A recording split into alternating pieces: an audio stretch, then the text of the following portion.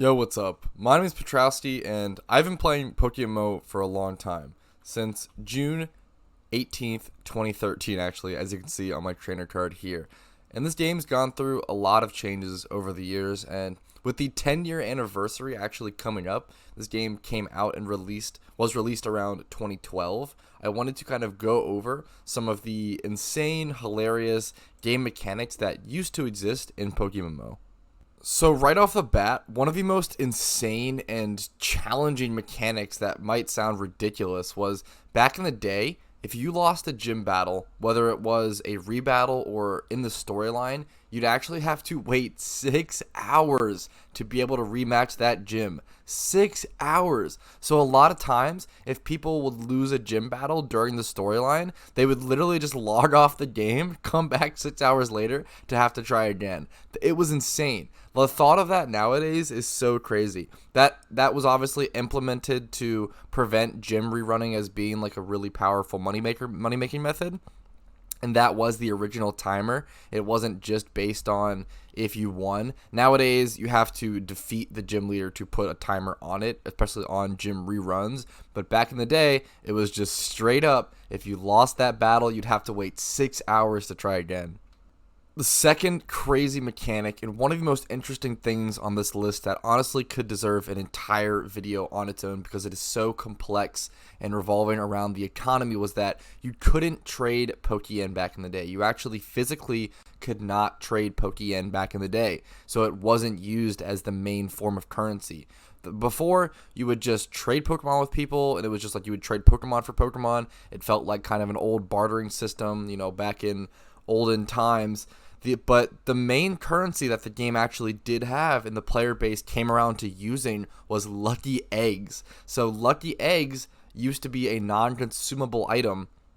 Nowadays it's consumable. It was a held item that would just give you, I believe, 1.5 or 2 times XP gained permanently on the Pokemon that was holding it. So it basically was, everything. It was an extremely rare item that gave everyone a useful benefit, a benefit that everyone kind of wanted. It was always useful to you, no matter what kind of player you were. Lucky eggs were so insanely rare. I believe the math behind them, I could be correct in the comments, I believe the math was it's like a 5% chance to encounter a Chansey in the Safari Zone. They have to be found in the Safari Zone. It was the only spot to catch them. There wasn't any swarms back then.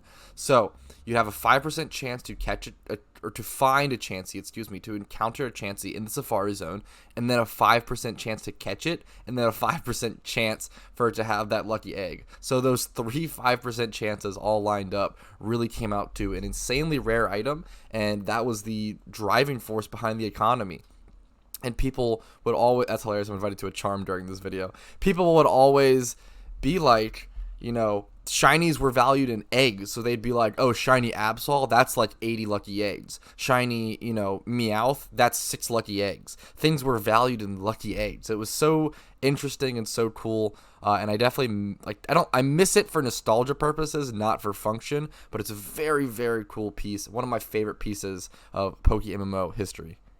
Alright, the third mechanic that I wanted to talk about today was that PvP used to not scale your Pokemon's level down. So what this meant is that if you accidentally over-leveled your Pokemon above level 50, let's say you leveled your Pokemon from level 50 to 51 on accident, it was now ruined as a competitive Pokemon, and you would have to start from scratch and gather an entirely new Pokemon. Or you could level it to level 100 and use it in 100s, which was its own separate sort of tier of PvP, but not many people played 100s back in the day. Like, back in the day, you couldn't even use Dragonite and Tyranitar in most PvP tournaments because they evolved at level 55, and most PvP tournaments were held at level 50. So you'd only be able to play with those Pokemon at 100s tournaments, which were pretty uncommon and pretty unpopular, especially compared to 50s. But this mechanic is exactly why Amnesia Brace exists. So if we go into the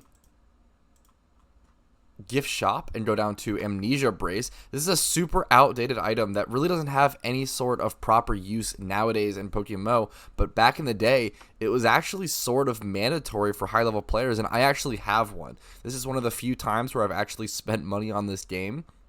And back in the day, it was a pretty decent requirement sometimes, or sometimes you'd have to pay someone who had an amnesia brace to train your Pokemon. What an amnesia brace did is that it would allow your Pokemon to be EV trained and gain those EVs, those effort values, but not gain XP. So let's say you caught level 50 Pokemon that was comp ready, you just needed to EV train it, you could then do that with an amnesia brace. Alright, the fourth most impactful and game-changing old mechanic that I have to talk about, even though it's kind of self-explanatory, but it's life before hordes, and the lifestyle before having access to Sweet Scent and having access to being able to encounter 5 Pokemon at once changed so many things. It changed shiny hunting, it changed XP farming, it changed the rate of EV training by an insane amount. That's the one I can't preface enough. It made all of these things 5 times faster, quite literally, by being able to encounter 5 Pokemon at once as opposed to 1. It is insane. One of the most insane, powerful, power creep things to ever enter the PokeMMO game. A good example on how to show you guys what it was like, or how severe the differences were, is that back in the day, the best way to special attack EV train was doing single encounter Ghastlies in Lavender Tower. And it is not easy to get Ghastly encounters in Lavender Tower. As you can see me running back and forth here, it's not a very high encounter rate. It can take a really long time. Sometimes you'll get lucky and get that Haunter encounter, and you'll get 2 special attack EVs instead of 1 per encounter. Nowadays, you're getting 10 EVs per encounter. Back in the day, you would easily spend 6 to 8 hours EV training Pokemon, as opposed to the super easy less than 1 hour today.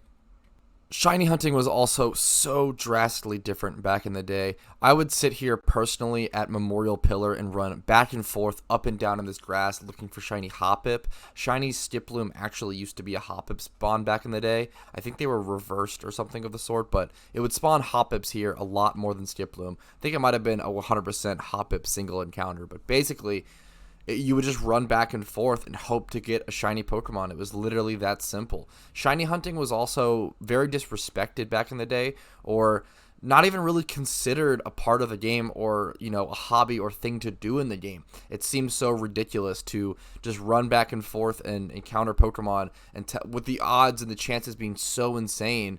It seems silly. People would always say, like, no, there's no reason to shiny hunt. You might as well be EV training or training Pokemon, which is fair.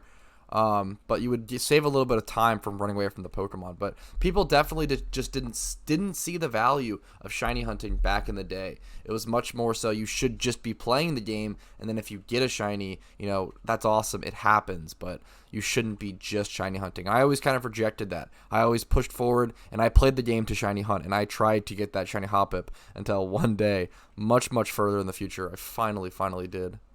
The shiny rate was also private or hidden in PokeMMO for an extremely long time. For whatever reason, the devs didn't reveal that information to the player base for a really long time. I actually couldn't even tell you, maybe it was 2018 or so. I don't know the exact date, but we didn't know that the shiny rate in PokeMMO was 1 out of 30,000 for an extremely long time. All people could do is guess and wonder and test, but it's really hard to test a shiny rate of 1 out of 30,000 when we didn't have proper encounter counters back in the day, and also didn't have a proper way to shiny hunt aside from single encounters, which would take so long to acquire data from.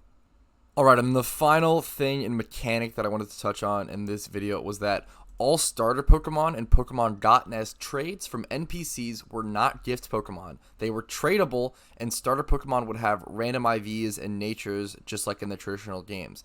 But traded Pokemon, like this Farfetch'd and Mr. Mime here, that you can see that are pretty, like, you know, nostalgic and infamous from the original traditional games, would have set IVs and stats. So this Farfetch'd would be named Chiding every time and always have these stats, as opposed to nowadays, every Pokemon that you get from trade or, you know, starter Pokemon or anything from storyline always has 15 IVs across the board with a neutral nature. I can go ahead and show you guys that in my PC right now. So for example, this is a new age Pokemon that you get from the storyline. It has 15 IVs all across and then neutral nature.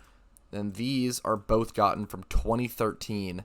Very old Pokemon. and have those static IVs because they were traded, and those static nicknames and the OTs of the NPCs. Really cool. I think this is extremely cool. There's a decent amount of players that might still have these laying around, and in my opinion, if you have any of these in your boxes, I think you're holding on to a really cool piece of PokeMMO history, which I think is pretty beautiful and pretty cool. Alright, but that's everything I wanted to cover in today's video. Let me know how many mechanics you guys knew about or maybe experienced yourself throughout the game. If you really liked this video, let me know. This is a really different, new kind of style of video for me, covering old mechanics and covering history. Been playing this game for a long time, so it's always fun to, run down memory lane. If you guys liked this video, let me know by physically liking the video and subscribing for more PokeMMO content to stay up to date with events, guides, PvP, money making, shiny hunting, etc., etc. Thank you guys so much for watching. Check out all the links in the description for more PokeMMO content if you want more content. And there's also a Discord link down there if you want to hang out and shiny hunt with some friends. You can also consider becoming a YouTube member to me for $5 a month if you really want to go above and beyond and support me in that way. I would really, really appreciate it. Thank you guys so much for watching. Have a great day and best of luck and have fun during your PokeMMO journey.